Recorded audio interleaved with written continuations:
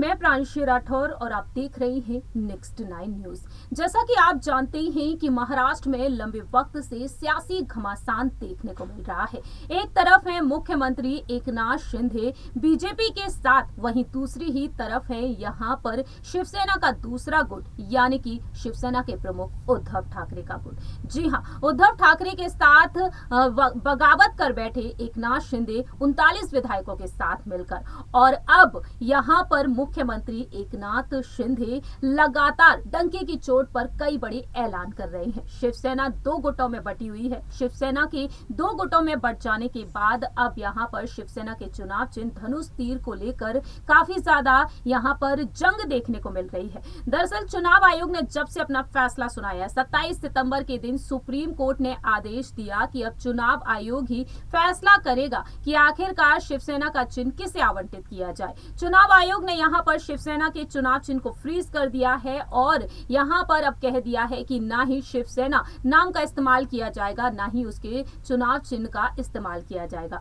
शिंदे गुट को यहां पर फ्री चुनाव चिन्ह मिल चुका है। जी हां, यहां पर शिंदे गुट को 2 तलवार और ढाल का प्रतीक दे दिया गया है, तो वहीं उद्धव ठाकरे के गुट को भी चुनाव चिन्ह मिल चुका है। अब यहां पर दावा यह किया जा रहा है कि उद्धव ठाकरे अभी नहीं रुकने वाले हैं। उद्धव ठाकरे सुप्रीम कोर्ट का दरवाजा एक बार फिर से खटखटाएंगे, क्योंकि विरासत में उन्हें यह पार्टी मिली है और इस पार्टी को वह बिल्कुल भी नहीं छोड़ना चाहते हैं। वहीं दूसरी ही तरफ 18 अक्टूबर के दिन अगली सुनवाई है सुप्रीम कोर्ट में। 16 विधायकों की अयोग्यता पर फैसला आना बाकी है और ऐसे में 16 विधायकों की अयोग्यता में यहां पर नाम शामिल है एकनाथ शिंदे का भी। यदि उनकी विधायकी जाती है तो कहीं ना कहीं उन्हें मुख्यमंत्री पद से इस्तीफा भी देना पड़ सकता है, क्योंकि मुख्यमंत्री पद पर रहने के लिए विधायकी बेहद मायने रखती है। अब बात करते हैं यहाँ पर उन वरिष्ठ वकीलों के बारे में जो दलीलों को रखते हुए नजर आए। हमने अपनी बीती रिपोर्ट्स में कई बार अपनी बात रखी है, कई बार यहाँ पर आपको बताया है रिपोर्ट्स के जरिए कि आखिरकार सुप्रीम कोर्ट में किन किन दलीलों को रखा गया था। वरिष्ठ वकील कपिल सिब्बल उद्धव ठाकरे के गुट के वकील हैं, तो वहीं अभिषेक मनु सिंघवी भी। अभिषेक मनु सिंघवी के एक बार उस तर्क पर फिर से यहाँ पर रुख करना चाहेंगे, लेकिन सबसे पहले आपको बताएंगे कपिल सिब्बल के बारे में।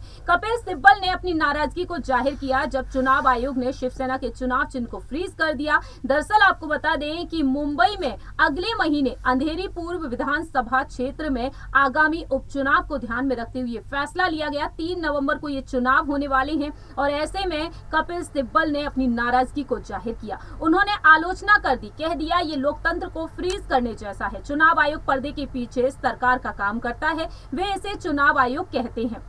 वहीं दूसरी ही तरफ उन्होंने ट्वीट किया, चुनाव आयोग ने शिवसेना के चुनाव चिन्ह को फ्रीज किया, ये लोकतंत्र को फ्रीज करने जैसा है।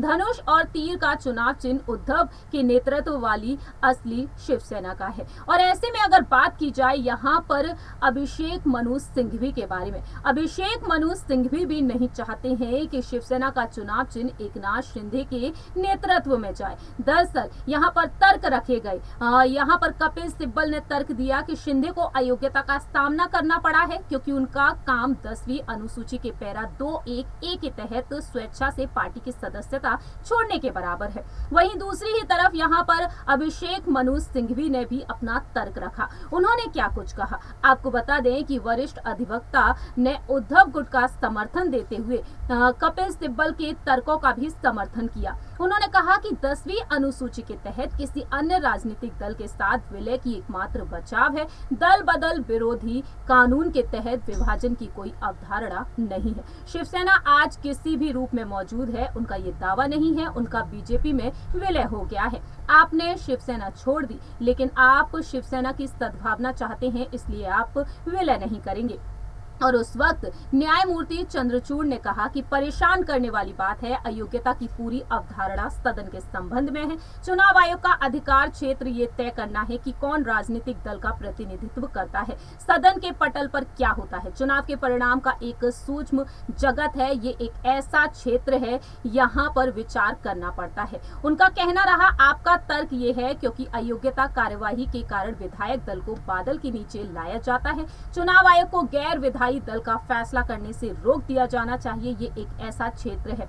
वहीं जवाब में अभिषेक मनु सिंघवी ने सादिक अली का मामले का हवाला देते हुए कह दिया कि साल 1968 में चुनाव आयोग ने विधायक दल की संख्या पर ध्यान दिया था। साथ ही ये निर्धारित किया गया कि पार्टी का वास्तविक प्रतिनिधि कौन था। उनका कहना रहा, प्रतीक आदेश विवाद पर आधारित है, अयोग्यता याचिका पर नहीं।